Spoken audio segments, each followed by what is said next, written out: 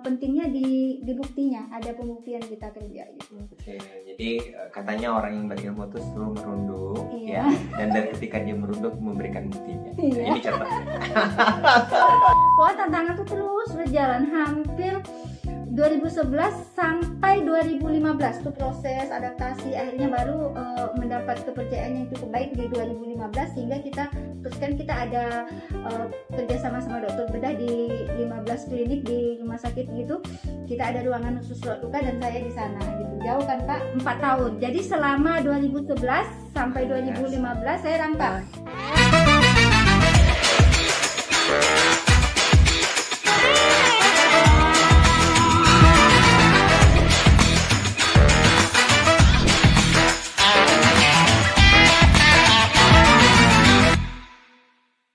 Halo sahabat sekalian, Assalamualaikum warahmatullahi wabarakatuh. Alhamdulillah pada kesempatan ini saya sudah datang di satu tempat yang sangat kondisinya spesial ya. Dimana tempat ini adalah salah satu praktek mandiri keperawatan yang lokasinya itu jauh dari kota Jakarta, yaitu Pekanbaru.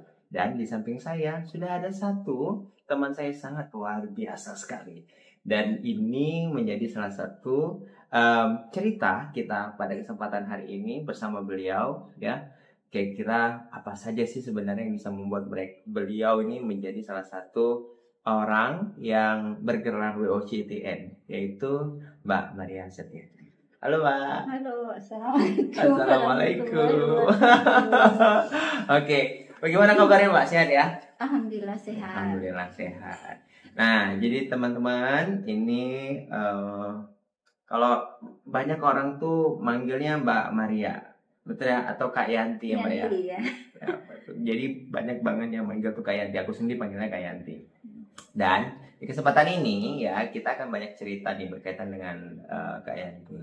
Kak, sekarang kesibukannya apa sih yang paling sering dilakuin? Sekarang hari-hari ya lagi persiapan praktek mandiri ya, Isma One Care, kemudian lagi merintis perawatan pasien. Ini kesibukan sehari-hari. Oke. Kayaknya sibuk banget Ibu saat ini ya. Iya lumayan, awalnya lumayan pengacara nih, pengangguran banyak acara. Aduh, ya memang sepertinya sibuk sekali ya. Jadi kita boleh kulik dulu nih terkait dengan kesibukannya, Mbak. Boleh dong cerita ke kita pertama kali sejarah kenapa sih pengen ngebukain si Isma One Care Center? Kenapa sih?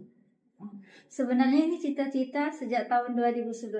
Nah, si long time ago ya, 2011 itu sampai sekarang 2024 ya. Iya, kita saat pelatihan ya, pertama saya alhamdulillah diberi kesempatan diizin sama Allah dapat pelatihan langsung lengkap 3 bulan ya Pak, langsung ITN, langsung nggak ada mengalami tahap 1 tahap 2, langsung 3 bulan gitu di 2011. Saksi mata. Di situ 3 bulan. Jadi saat ke sana di Woker ya, di Woker Center, di situ saya tahu betapa bodohnya kita kan Pak. Kayaknya kita nih dulu bodoh. Benar orang bilang semakin kita belajar semakin merasa kita bodoh. Bukan bodoh ya, maksudnya kita kurang paham dulu gitu ya. Jadi saya nggak tahu ya teman-teman yang pernah belajar di Woker apakah merasa seperti itu. Jadi sebelum belajar tuh rasanya wahana kita tuh kecil banget gitu, terutama tentang luka ya Pak Kana. Jadi sejak itu saya berpikir suatu saat saya harus praktek mandiri gitu, seperti contoh-contoh yang dikasih Bu Ida sama teman-teman guru-guru yang ngajar saat itu ya. Kemudian pas saya lihat, kita kan ke Cianjur ya, lihat beberapa praktek mandiri sama bapak yang di situ itu, ada satu bapak pegawai yang di situ ya, Pak Eman ya, memang luar biasa. Jadi sejak itu saya udah pikir, jadi punya cita-cita tuh Pak karena dari tahun 2011. Cuman kan kalau kita pernah berdoa, Allah mungkin nggak kabulkan saat itu atau saat kapan. Bisa jadi kan berapa tahun kemudian ini 23 ada kita 2011 berapa 13 tahun ya 13 tahun kemudian baru bisa mulai. Dan banyak lah untuk menjadi seperti ini tuh banyak hal yang harus dilalui dulu ya Pak Kana ya. Jadi gitulah. Jadi memang sejak dulu kalau Bapak tanya kapan bercita-cita, pokoknya intinya sejak saya pelatihan di Woker saya udah bercita-cita mau buka praktek mandiri. Oke. Kak, pertanyaan selanjutnya nih berkaitan dengan praktek ya. Kenapa kakak melakukan diri ke Wonosobo kontinen nggak? Kenapa nggak praktek lain nggak? Awalnya sih secara tidak sengaja. Ada dari waktu saya sebelumnya kan kerja di sebuah rumah sakit swasta. Yep. Ada kita kedatangan guru ya, khusus Lukas Stoma dan Inkontinens juga. Dia dulu ITN juga. Jadi pernah karena dia kenal dengan perawat kami. Jadi kami latihan nggak sengaja. Pelatihan itu dapat ranking 1.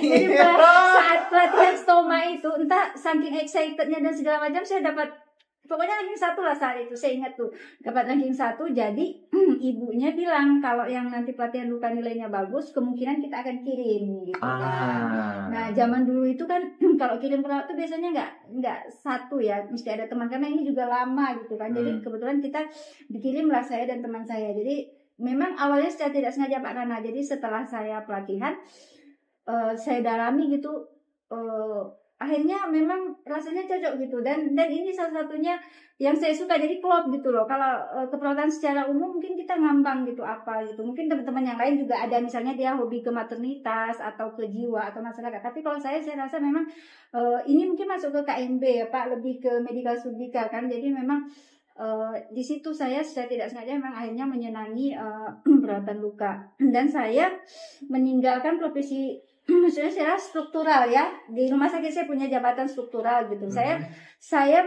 meninggalkan struktural untuk pindah memang fokus kepada luka gitu. Dulunya 2. Waktu saya pelatihan luka di sana saya struktural. Saya kepala ruangan koordinator kalau di sana. Kalau di tempat kami bilang koordinator kepala ruangan lah ya. Jadi saya harus relakan tidak jadi kepala ruangan lagi demi turun menjadi staf ke poliklinik hanya biar bisa saya fokus pada luka gitu. Karena kan 2 nggak sanggup. Jadi kalau disuruh pilih ya sudah lah saya milihnya ke luka. Sesuatu jadi saya turun jabatan. Sesuatu nih. Luka, gitu. Oke. Ya itu pertama kali ya kondisinya bisa jadi seorang perawat luka. Sebenarnya bukan luka aja, Wonosobo kontinen sebenarnya luka stoma dan inkontinensia. Dan memang pertama kali datang ke Care Center pada saat itu, ini ibu itu kecil, imut-imut ya, cabai rawit gitu ya. Buat pertama kali datang kayak gitu, halo ya aku Mama Ria gitu ya.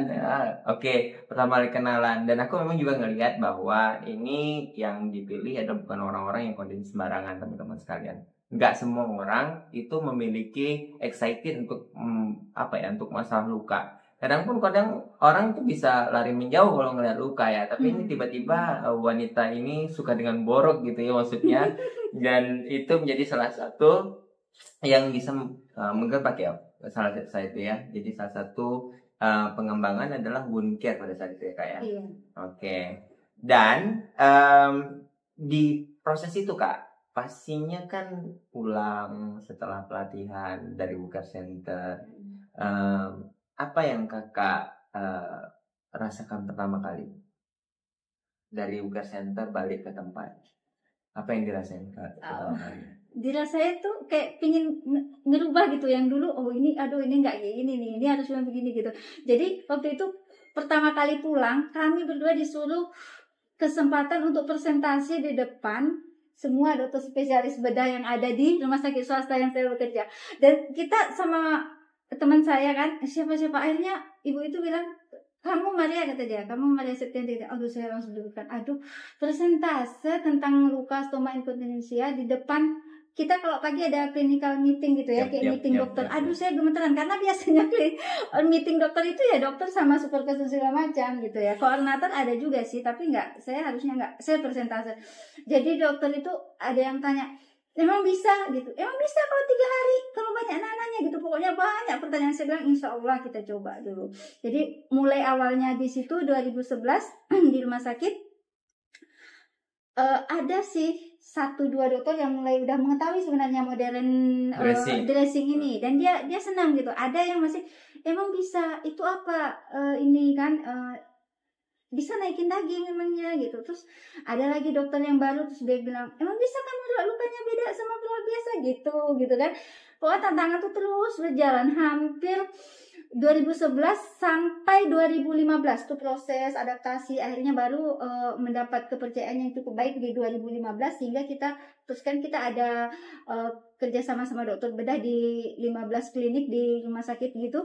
Kita ada ruangan khusus luka dan saya di sana gitu. Jauh kan Pak, 4 tahun. Jadi selama 2011 sampai 2015 saya rangkap. Saya koordinator ruangan juga, keliling-keliling terima luka juga, belum fokus. Nah, selama 4 tahun sudah dipikirkan.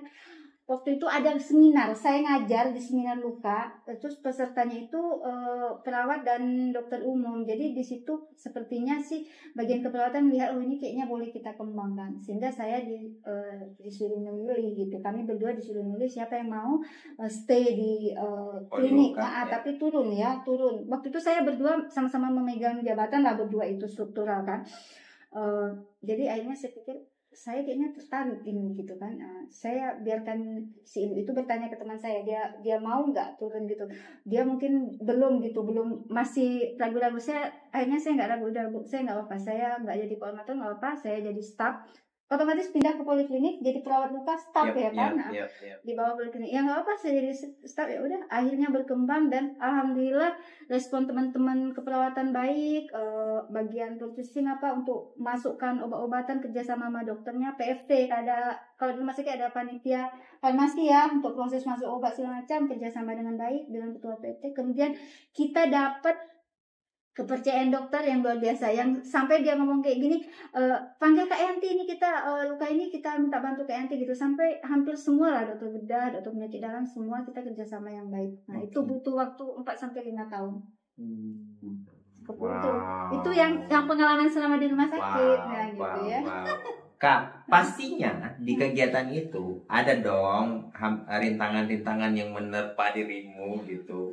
Banyak rintangan itu ya, terutama terkait kepercayaan ya, kepercayaan dokter terutama ya untuk kita kolaborasi, kemudian kepercayaan pasien juga. Terus terang kami di Pekanbaru, kami punya tantangan dengan luar negeri ya. Nah mereka juga kalau bawa ke klinik kita obat-obat yang udah luar negeri. Saya alhamdulillah karena udah pelatihan dokter, saya udah tahu, oh ini mah hidrogel ya, walaupun mereknya entah berantah, Alginat ya, walau apa gitu. Saya alhamdulillah saya udah tahu. Jadi ketika dia bawa, oh iya Bu, saya bisa ini pakainya gitu ya. Agak gimana gitu pasiennya misalnya dari luar, oh insya Allah Bu kami bisa gitu, kami bisa di sini, saya tahu ini gunanya untuk apa, nanti kita kolaborasi dengan dokter, nanti kalau obat ini dari farmasi bisa digunakan gitu, kalau ibu misalnya nggak mau pakai ini nggak apa, kami tersedia di tempat kami tersedia dan kami bisa semua lah aplikasinya kayak gitu. Jadi tantangannya itu dari pasien dan kolaborasi kita sendiri gitu, mencari kepercayaan orang untuk paham kita, oh ini dia memang ngerti luka dan dia insya Allah bisa, itu sulit gitu cari klien, dan itu nggak sehari 2 hari, butuh bertahun-tahun, dan alhamdulillah akhirnya bisa gitu. Jadi itu terlewati aja, jadi alkes bisa masuk, dokternya bisa percaya, pasiennya juga percaya kita. Oke. Kak, ini kan pasti teman-teman tuh ada yang di sini yang mungkin akan nonton nanti yang dari hospital pastinya, dan bagaimana cara membuat yang kakak lakuin ya di hospital untuk semua dokter tuh bisa percaya sama kakak berkaitan dengan perawatan yang dilakuin sekarang ini? Oke. Yang pertama itu kita jangan merasa kita pinter ya. Kita habis pelatihan sama dokter, waduh, gue paling pinter nih di rumah sakit. Ada 200 perawat, gue pinter nih, karena pinter luka, enggak. Kita nampak slow, nampak rendah diri gitu kan. Terus jadi itu. Jadi orang senang gitu kalau kita jangan pakai itu lagi, nggak boleh pakai antiseptik ini atau apa, kita gitu, orang pasti nggak enak kan. Jadi kita slowly, caranya kalau saya bukti ke dokter tuh bukti. Jadi saya rawat pertama luka, saya foto, dok ini keadaan lukanya, ikuti dulu instruksi dokter, pakai ini. Terus kita lihat, kita udah tahu, oh ini 3 hari dok, maaf ini kalau kita GP per hari rasanya sedikit mubazir karena eksudatnya dikit gitu. Gimana kalau per 3 hari tapi kita pakai busa dok, ini lebih tampung? Oh bisa, insya Allah bisa ya. Coba Kita masuk tuh coba foto lagi foto. Akhirnya perkembangan foto before after tuh terus dikirim ke dokter. Lama-lama dia, oh iya ya. Akhirnya dia akan kirim, ini produk kita yang si Yanti ini bagus kok ini lukanya. Udah dari situ mulut ke mulut. Oh, marketing paling hebat tuh mulut manusia itu. Ya, mouth to mouth ya. Mouth to paling penting. Jadi dokter bedah umum bilang, nanti kalau ada di pasienmu kayak aja sampai kebidanan juga. Kebidanan itu kan luka bersih, tapi kadang-kadang kan banyak faktor. Ada juga yang di wound jadinya kan. Naik dia. Jadi masuk ke ruang kebidanan, ke dokter kebidanan, dia lihat lukanya dah.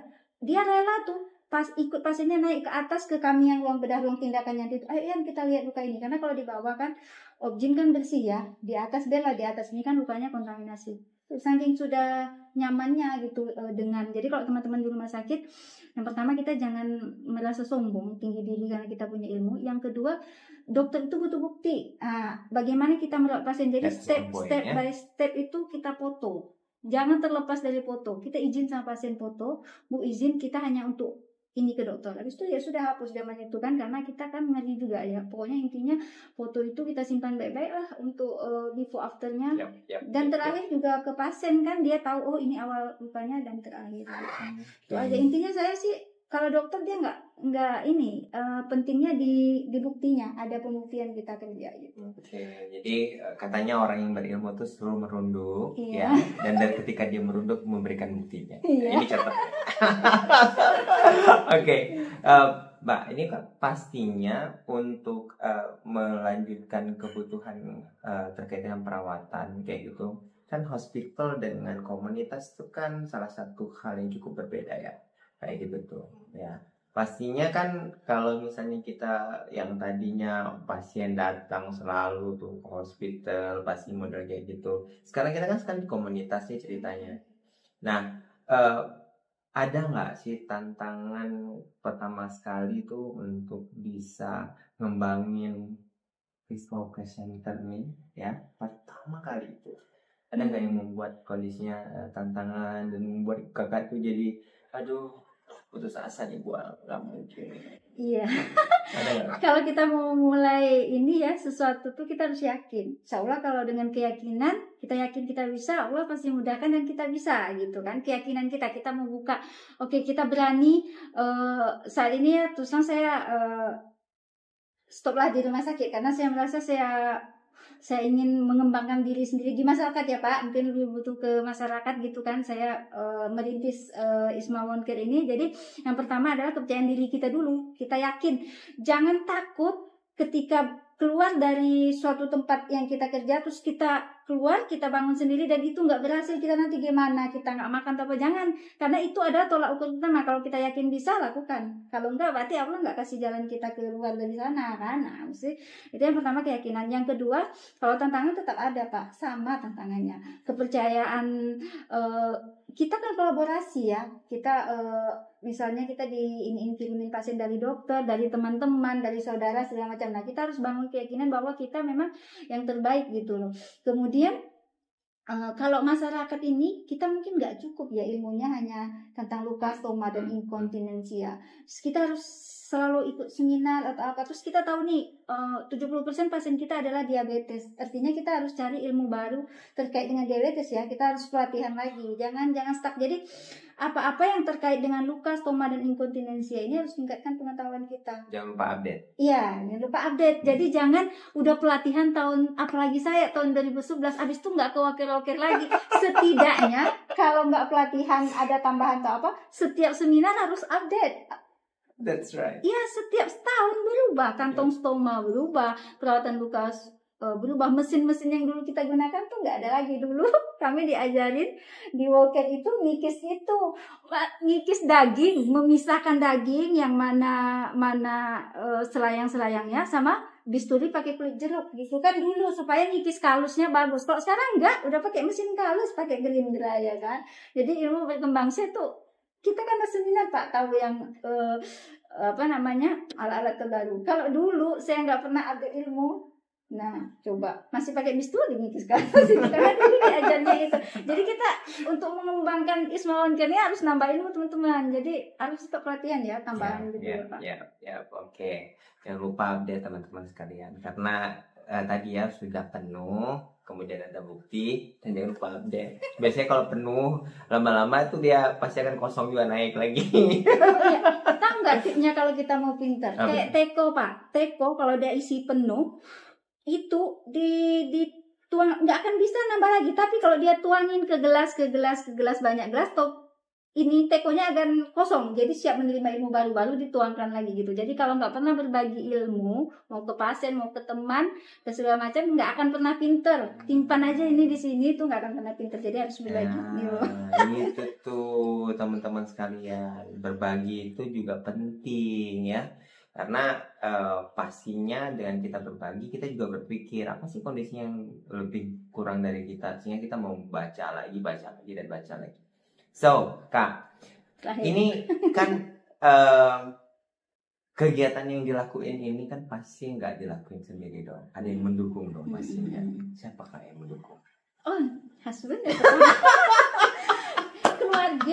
keluarga inti.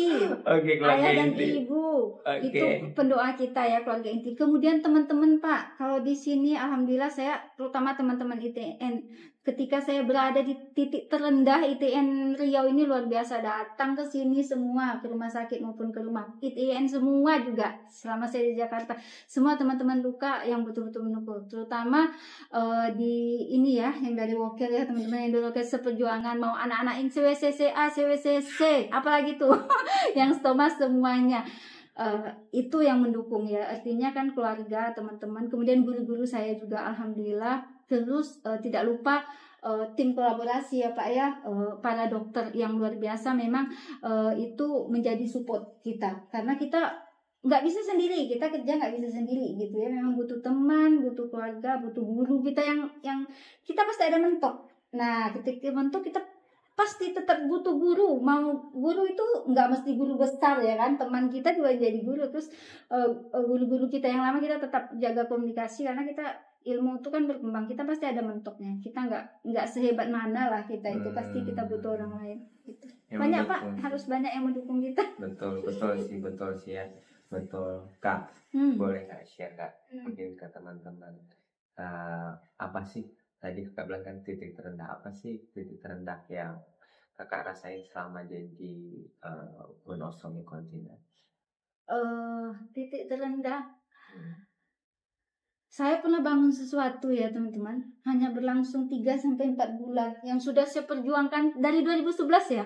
Dari 2011 saya berjuang ingin buka klinik, entah itu di rumah sakit, entah itu mandiri gitu.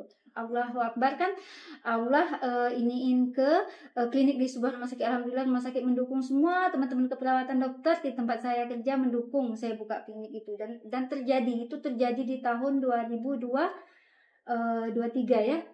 22 ya terjadi, itu akhir di 2022 akhir tercapailah cita-cita kita kan, yang saya tadi pernah foto di klinik Pak Eman kan, klinik kaki Pak Eman, right.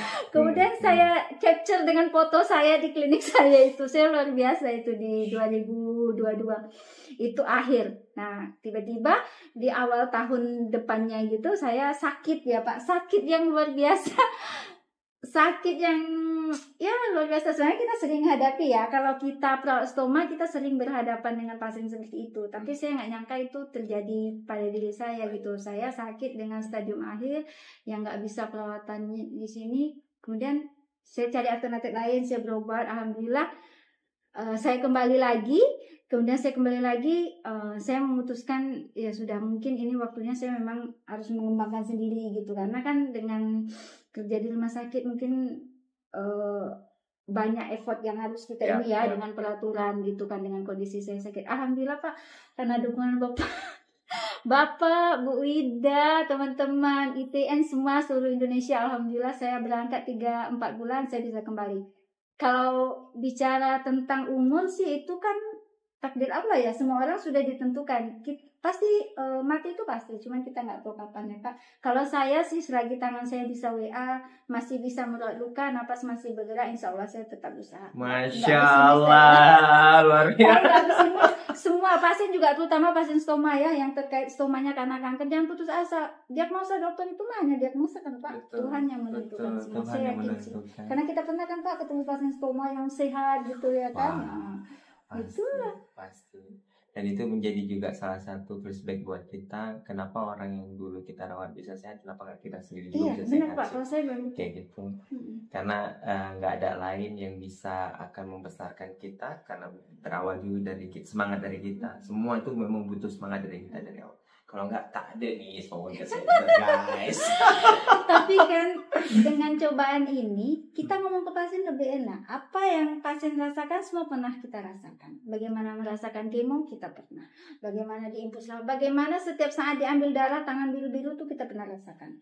Jadi ketika kita edukasi ke pasien terutama stoma yang terkait dengan diagnosa kanker, kita udah tahu itu bagaimana gitu. Jadi lebih meresapi dan mungkin lebih masuk ke pasien. Nah, seperti itu. Kalau dulu kan kita istilahnya karena teori yang kita belajar, bukan sesuatu yang kita alami. Kalau menurut saya sekarang dengan dulu beda gitu. Dulu yakin sih edukasi ke pasien, tapi tak seyakin ini gitu. Nah, jadi kalau sekarang lebih yakin, insya Allah. Luar biasa ya Ibu satu ini ya. Kak, jadi ya tadi ya, memang betul semua orang tuh pasti ada di titik terendah kayak gitu. Dan siapa sih yang mau, gak ada yang mau pasti kondisinya. Makanya dengan ada semangat, dan aku senang sekali.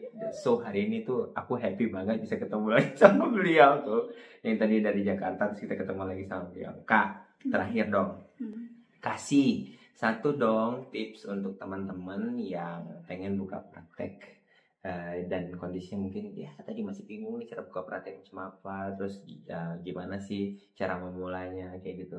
Kasih dong Kak tips buat teman-teman yang mau buka praktek mandiri keperawatan. Oke, yang pertama tentu harus pelatihan ya Pak. Iya itu. Kalau mau buka praktek mandiri harus punya sesuatu skill yang beda dari orang lain. Ini secara umum ya. Kalau kita di teman-teman luka sih, kalau udah pelatihan luka ya bisa. Nah itu yang pertama. Yang kedua memang keyakinan kita. Kalau kita yakin misalnya mau buka praktek mandiri harus keluar dari sebuah rumah sakit, itu harus buat ini yang besar kan, keputusan besar. Harus yakin. Kalau kita yakin insya Allah pasti Allah mudahkan gitu.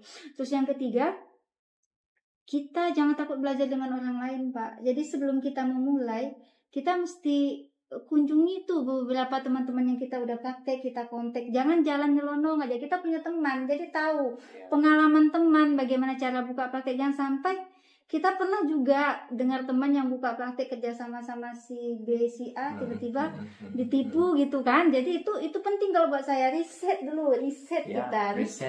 Banyak yang praktek mandiri di Indonesia, khususnya yang teman-teman luka ya Pak ya, kita pasti saya kunjungi teman di Duri, saya kunjungi teman yang di Pekanbaru, lihat praktek mandirinya gitu. Nah kemudian saya konsultasi sama Pak Guru, Bu Guru, sama Pak Kana, sama Bu Wida, saya konsultasi. Sampai klinik saya konsultasi gitu ya kan. Jadi kita memang harus konsultasi sama guru. Dan tuh yang keempat, jangan takut sih bersaing ya Pak. Kalau kita lihat orang jualan cabai, banyak ya bersusun di pasar, laku aja tuh semua. Betul. Gitu ya. Jadi kalau begini, banyak pasien kita, rezeki kita hari ini itu nggak akan mengurangi pasien dia tuh, karena kita memang udah segitu. Kalau pasien dia banyak pun nggak akan mengurangi rezeki kita hari ini, karena udah plotnya segitu ya segitu. Jangan iri, jangan dengki, terutama kita sesama teman perawat luka ya Pak, saling membantu. Mungkin itu aja kalau buat saya sih tipnya. Selanjutnya ya kita selalu update ilmu lah ya, ikut perkembangan biar kita pas buka klinik itu kita dalam kondisi yang update terakhir gitu kan. Oke, jadi teman-teman sekalian ya, jangan lupa. Ini aku simpulin ya. Jadi dalam kita mengembangkan sebuah keinginan, dream have to come true. Jadi bisa jadi kayak gini tuh. Yang pertama tuh memang butuh modal. Modalnya adalah tadi punya license dulu ya. Karena apa sih yang bisa membedakan kita dengan yang lain? Kayak gitu. Yang kedua adalah planning yang mau teman-teman lakukan itu salah satunya adalah research dulu, ngelihat dulu apa kekurangan kelebihan, bagaimana model yang udah dikembangkan. Itu adalah salah satu yang memang harus punya bakat dulu awal. Jadi dia harus punya dulu modal itu. Karena dengan dia mengembangkan modal tersebut, maka dia harus tahu nanti tujuan untuk mengembangkan tuh gimana caranya. Karena membungkus sesuatu yang modelnya sama kalau kita itu bisa membuat dia jadi istimewa, gak bakalan orang lain kondisinya bisa lari kemana-mana. Pasti dia lari ke kita. Gitu teman-teman. Ya. Dan buktinya ini ada di kakak kita. So, jadi teman-teman sekalian, ya, untuk yang mau mengembangkan, yuk kembangin, yuk ikutan untuk program perawatan luka, ya, karena perawatan luka itu penting buat kita semua. Oke. Kak, thank you very much. Ada quotes terakhir ya. Kak, teman-teman, luka itu sembuh bukan karena tangan perawat luka, tapi dengan tangan perawat luka kesembuhan luka itu jauh lebih cepat. Iya kan? Benar ya Pak? Betul sekali ya. Nah, sehingga yuk siapa yang mau jadi perawat luka, kami ya. Jadi itu yang teman-teman bisa siapin, yang mudah-mudahan ini bisa menjadi masukan untuk teman-teman sekalian ya. Dan salah satu tadi dari Kak bagaimana sih sebenarnya kebutuhan kita untuk bisa menyiapin kita sebagai tenaga kesehatan dan tempat yang nanti kita bangun kayak gitu ya. Jadi teman-teman sekalian, ini dia podcast kita. Thank you very much kakakku. Dan ini bisa menjadi amal berkah untuk kita semuanya. Dan dirimu sehat terus. Amin. Dan kita ketemu lagi nanti di sesi-sesi yang selanjutnya. So, see you, bye bye. Assalamualaikum.